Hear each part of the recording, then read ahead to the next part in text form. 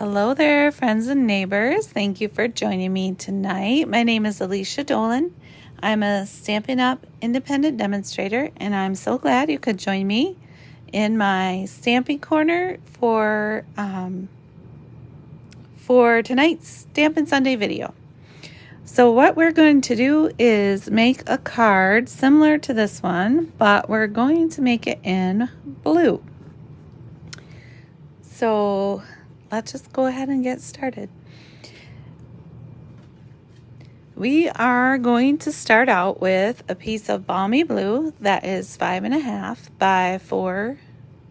No, it's 5.5 by 8.5, scored at 4 1/4. And then we have a second piece of balmy blue that measures 4 inches by 5 1/4. And we are going to take this piece and use the brick and mortar 3D embossing folder on it. So let me take that over to the Big Shot and I will emboss that. Now when you line up your pieces inside your embossing folder, there's a handy little line along the left side where you can line them up so that your pattern is nice and straight. And then you're going to close it and you're going to run it through your embossing machine this side first. So this is my embossing machine. I have the Big Shot and I'm using the standard multi-purpose platform with a rubber mat. And then I'm going to put the embossing folder on top of that so that it goes in folded side first. And I'm going to put one clear plate on the top. Slide it in until I feel the handle start to turn. And then just run it all the way through. And when you take out your folder, your piece of balmy blue will have a nice brick pattern on it. So I'm going to set that aside. And then we're going to do one more thing with our Big Shot. I have a piece of basic white here that measures 3 by 4 1/4. And I am going to use, you could leave your piece like this and you could leave your balmy blue without any embossing on it if you don't have any folders. This just adds a little something extra if you want to do a little extra. So I'm going to use one of the rectangles from the rectangle stitched framelits. So I'm going to put my piece of white down first. I'm going to lay my rectangle on it, and because it's a larger die, I'm going to turn it a little bit crooked so that it goes through a little bit smoother. And I'm going to put the top cutting plate on, push it in until the handle starts to turn, and then take it all the way through. And what you get is a nice little rectangle with stitching around the edge. And to get it out of there, you're just going to push gently. I like to start at the corners. Just like that. And then we're going to set that piece aside and put our framelit back in its place. And I'm going to move my die cutting machine out of the way.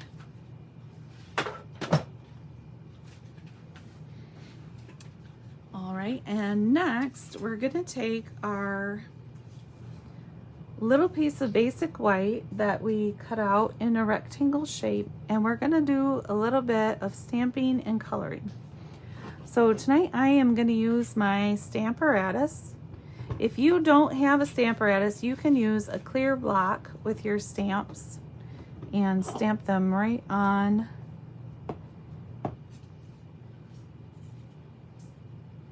right on your piece of paper. I like to have at least one piece of scrap paper underneath whatever I'm stamping on, especially if I'm on my table, because it has a slight texture to it and I feel like it affects the quality of my stamping just a little bit. So we're going to take our Tuxedo Black Memento ink pad, and this time I think we'll use this girl right here.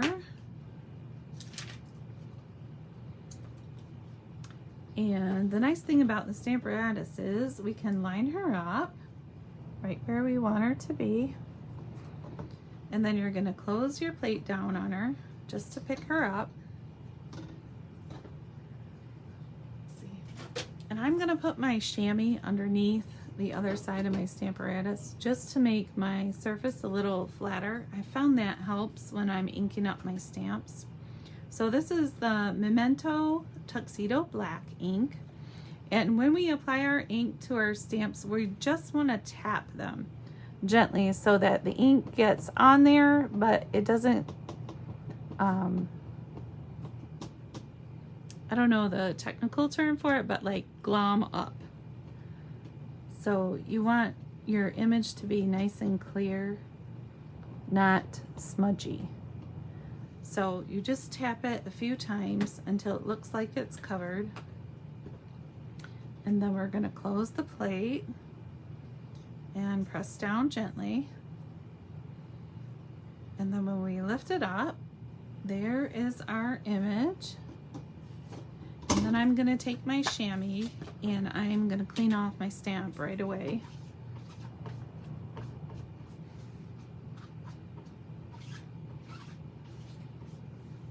Let's see. That's a little... Okay.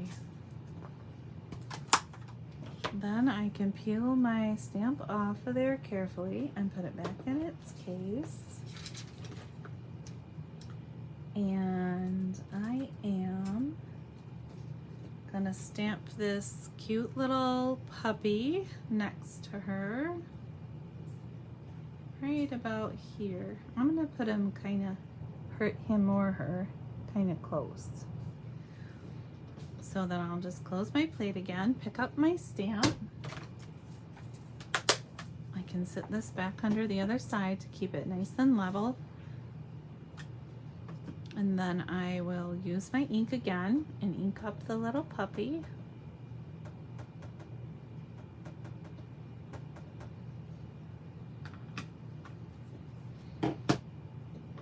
And close my plate. There we go. And now we have our images stamped.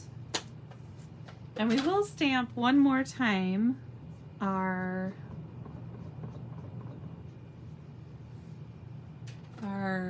saying. So this time I will take my image out. Now if you do use the Stamparatus and you have these little magnets, you can put this washi tape around them and it makes it easier to grab your magnets, and they're less likely to snap into something else. They're very strong, and so you want to be really careful whenever you are using these little magnets. All right, here's another piece of white. Does that look like the same? Yeah, okay. And I'm going to put my magnet back down to hold it on. And this time I want to use the little saying that says, "Your kindness touches my heart." So I'm just going to put it right here and do the same thing one last time.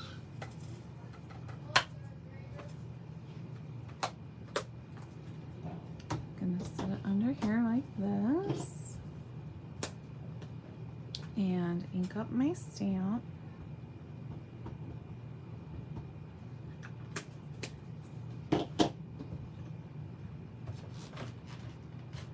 Press it gently.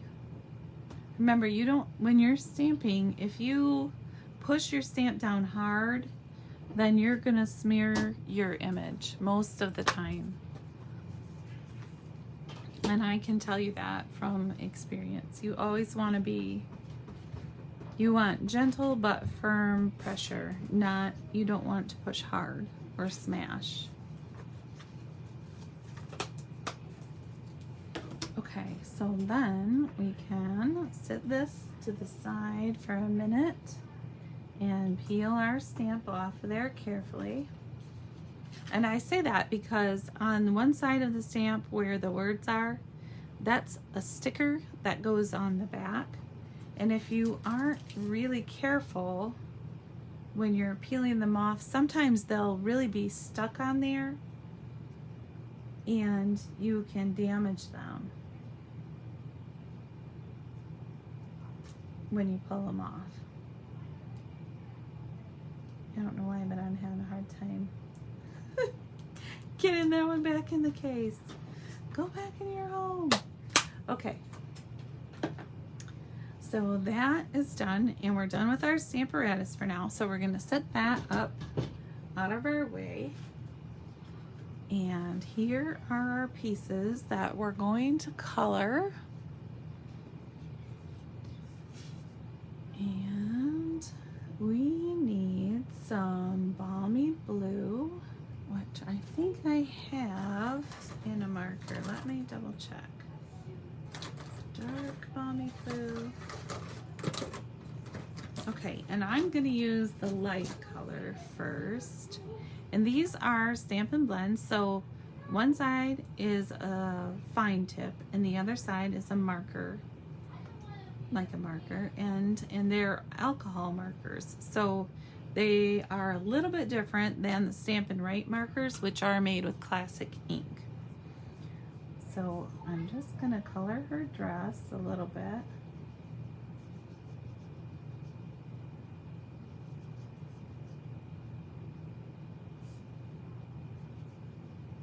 Now what you'll find with these Stampin' Blends that they do blend really easy, but we are using tonight a piece of basic white, which is a little bit thinner type of cardstock than the thick cardstock, or a lot thinner than what the watercolor paper is. So you want to color carefully and not go over the same spot too many times, because it will bleed through to the other side and make your paper really wet.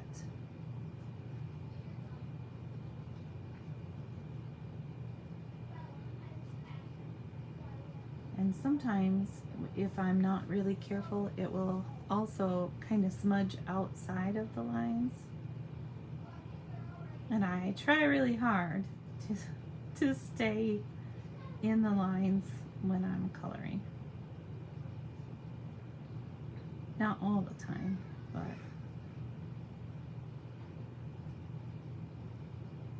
okay, so there is our first little bit. And then I'm going to use the dark blue just to give it a little more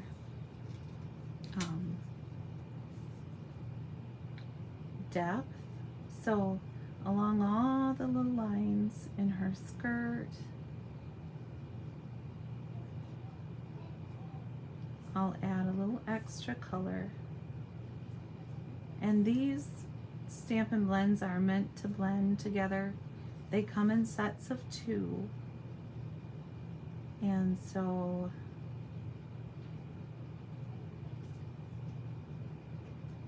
you can color with the dark and then go over it with the light, which blends it together even more. But this blue is fairly close, so I don't feel like it's necessary for me to do that. And then I'm gonna color, I think her bow is just in her hair. I don't think it's I don't think I see it going around. So I'm going to color that with the darker one. And not only can you use the two colors together, like it comes with a light and a dark, but you can also layer the same marker. So if I wait just a minute for that to dry, then I can go back in and add an extra layer for color as well. And it blends in really nice. And let's see, I'll color her shoes. And then I have a color that's called Light Crumb Cake, and I am going to use that for the puppy.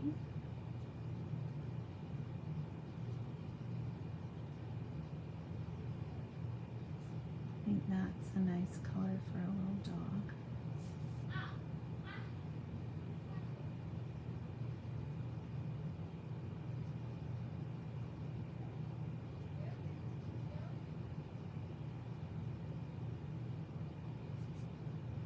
And it may sound silly, but crumb cake is kind of one of my favorite little colors. And then I have, let's see, a darker one. Oh, that's not it. That's ivory. This it? No.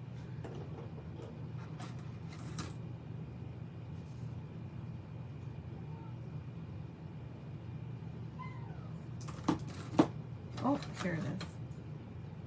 Okay, here's the dark crumb cake. And I'm just going to use that to add a little extra color for him.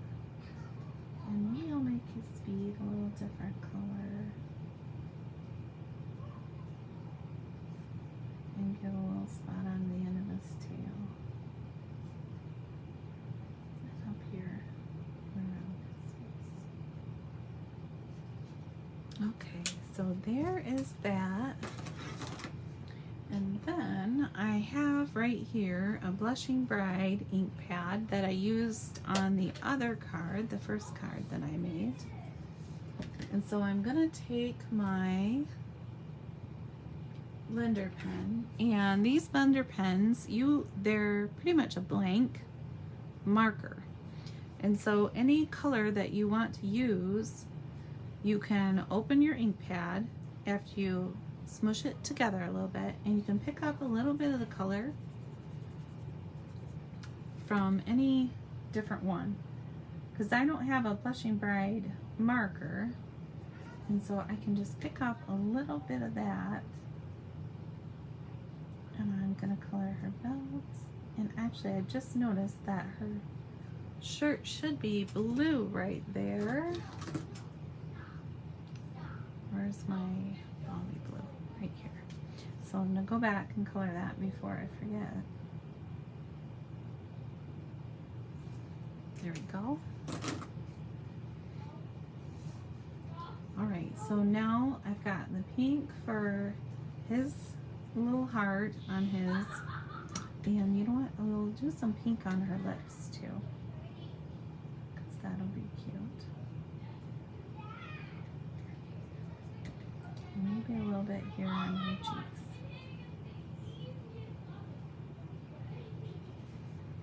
Okay, and then when you're done with that, you can, where's my piece of scrap paper? Just take a piece of scrap paper and color on there a little bit with each side of the marker until it's clear, and then it's ready to use with the next color. I try to keep one side of the pen for light and one side for dark colors, but they really go a long ways. I've had mine for a long time and not had to replace them. So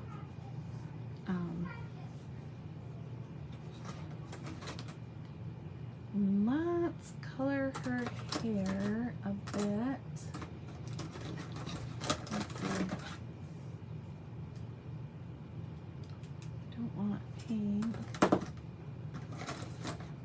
maybe we'll do brown. So let's get the, okay, we'll use the dark crumb cake and then some bronze. And this bronze Stampin' Blend marker comes in a pack with ivory. So you get bronze and ivory together, but I think all of the other colors, as far as I know, come in packs that are a light and a dark. So we'll make her hair kind of brown.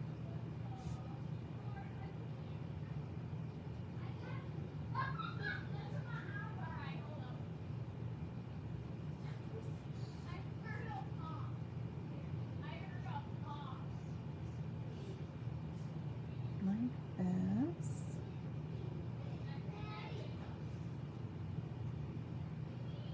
And I've been trying to watch for comments, you guys, but I have moved now down to the basement. All of my craft supplies are in the basement. And so the way that I have my camera set up, I cannot see unless I crane my neck to see if anyone's making a comment. So if you are commenting or if you have any questions, I will make sure that I answer you at the end.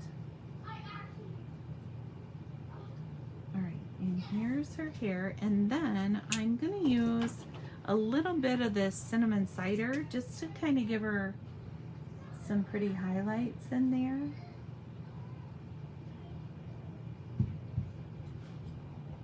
I really like the way the hair on my first card turned out. If you guys didn't see it, it turned out, I thought it was really cute. So now I'm trying to do more colors in their hair just because it adds a little something extra. Okay, and then I will use, let's see, that's petal pink. Let me go back to the ivory. And I'll use a little bit of that for her skin. And we'll make her kind of pale.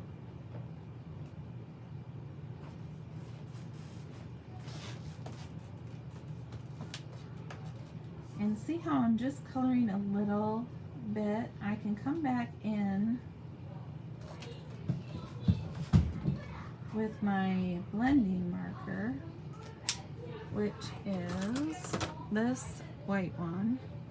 It's actually, it says it's a color lifter, but I like to use it just to blend the color in a little bit around the edges, because I don't want to, I just want a little color. I don't want it to be really bright or strong.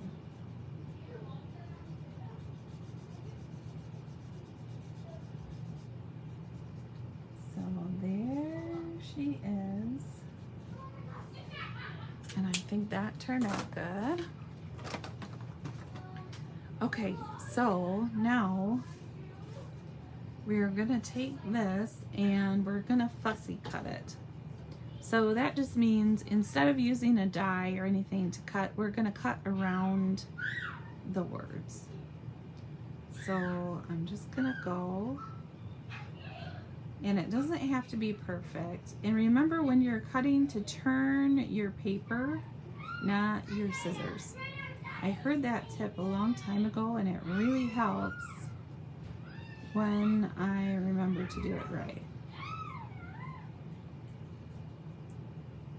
Okay, so there's that. Oh, I got a little sharp spot right there. There we go. All right, so now we're gonna layer our pieces together. I'm gonna turn this one over, and I really like to use the liquid glue. You guys know that.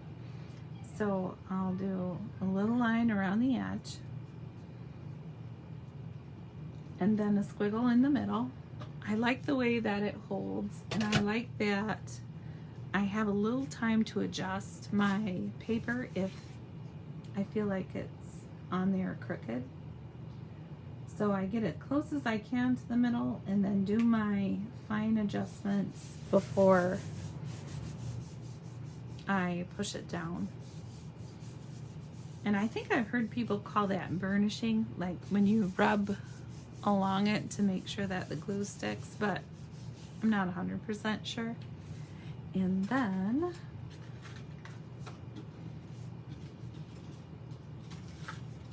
I'm gonna take a piece of this blue and let's see, actually I have my blue ink right here, balmy blue, and I'm gonna open it up. Oh, I should have been a little more careful.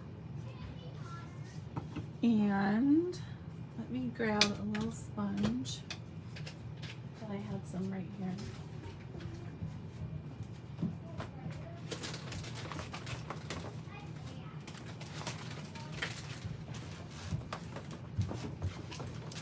And these are sponge daubers.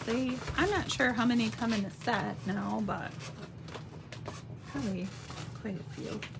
You can just take that and tap it on your ink, and then I like to tap it around the edge of my shapes sometimes. It just softens the edge a little bit. And I like it. So there is that. And it doesn't really take much effort to do that little bit, and it looks nice. So I think that's why. And I'll put a little bit of glue on the back of this same. And then I'm going to carefully turn it over and stick it right about here. Now I'll wait just a minute for that to dry. And I'm gonna, oh, I forgot one thing I wanted to do with this. So I'm gonna grab the light crumb cake again. Which one was it? Let's see. I shouldn't have put them away already, because now I need them. Okay, and see how in this first one I did, I kind of put a little ground by them just to kind of make them look like they're not just floating out in space. So that's what I'm going to do with this. And you could do this same thing with colored pencils or like crayons or whatever markers you have. I'm just going to color around them a little bit and kind of give them a little something to stand on. Oh, I made that one a little too tall, I think. There we go. Gotta line them back up. Okay. Or I guess it could look like a shadow, but all right, and now this is dry, so I'm just gonna trim that out, and I'm gonna try to leave about maybe it's about, I don't think it's even 1/8 of an inch, just a little edge around it. Hold on, I gotta turn my paper again. I'm trying to remember to do the things that I'm telling you to do, because they really do make your crafting easier. And I will be honest and tell you that I spend a lot of times doing things the hard way. I don't know if you guys can hear it or not, but my kids are upstairs and they're being super noisy right now. I can hear them stomping all over. It sounds like elephants are running up there. Well, maybe not elephants, but at least large dogs. I'm sure they're behaving quite appropriately, right? Because I'm downstairs distracted. So we're gonna take our girl and we're gonna turn her over,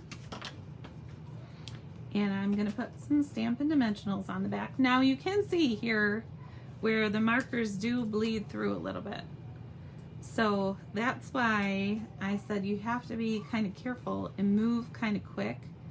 You don't want to go over the same area too much, because your paper especially if it's a basic white paper, will start to fall apart. If you're going to do a lot of coloring, then you probably need to cut your background from either the thick cardstock, the shimmery one works really well, or use the watercolor paper. Just because you don't want all your hard work to fall apart. That's happened to me before, and it makes me really sad. Okay, so then I'm gonna put one little Stampin' Dimensional on this side and a little dot of glue on the other side.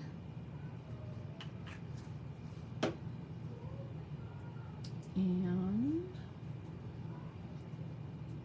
I'm gonna glue that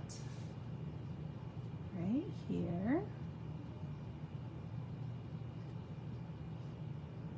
And then the last thing I'm gonna do is I have some Artistry Blooms adhesive back sequins. So these are really nice when you need something a little sparkly. They already have glue on them. Let me get my take a pick tool. And I'm gonna put some of these on there. So I think I'm gonna put one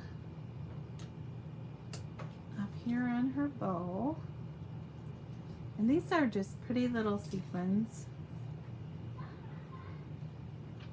And then I'm gonna put one down here.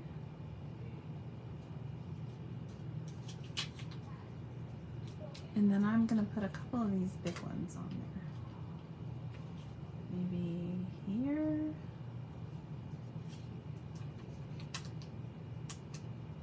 And here.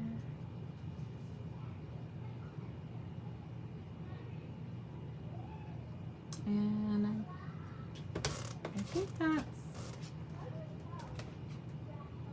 I think that's good, but I'm gonna put one more maybe here. Just because it doesn't hurt to have an extra sequin, right? Just one extra. It's not that much. Okay, so there is our card for tonight. And if you don't have the embossing folder, you don't have to do this brick embossing, obviously. And you could use just a regular square for this piece of white. It was 3 by 4 1/4. So there are two really cute, really easy cards made with the Hey Girlfriend stamp set, which is only available until June 30th. Hi, Kim. Thank you. Let's see. And I saw Kathy. Hi, Kathy. I had to stand up to get to I can't see all my notifications when I'm sitting down. So there are my two cards for tonight. They're really easy. Both cards are made with paper from the Subtles collection. So if you have a pack of the Subtles, which comes with, I think it comes with 2 sheets of each color, maybe 8 different colors. But you could do those in, this mint macaron is also a color in there. That would be cute. There's a pear pizzazz color. So there's lots of options. You can make, with a pack, you could probably make at least 8 cards, maybe more than that. Thank you, Kathy. Thank you, Kim. Okay, so those are the cards for tonight. And if you want to order this month, the ordering information is right up here at the top, including the host code. So thank you for joining me tonight in my Stamping Corner. I'm so glad to be back I'm getting back into the habit of stamping and posting videos, so I'll be having a lot more videos coming up soon. Thank you everyone for joining me tonight. I hope you have a great week, and I will see you next week for another Stampin' Sunday video.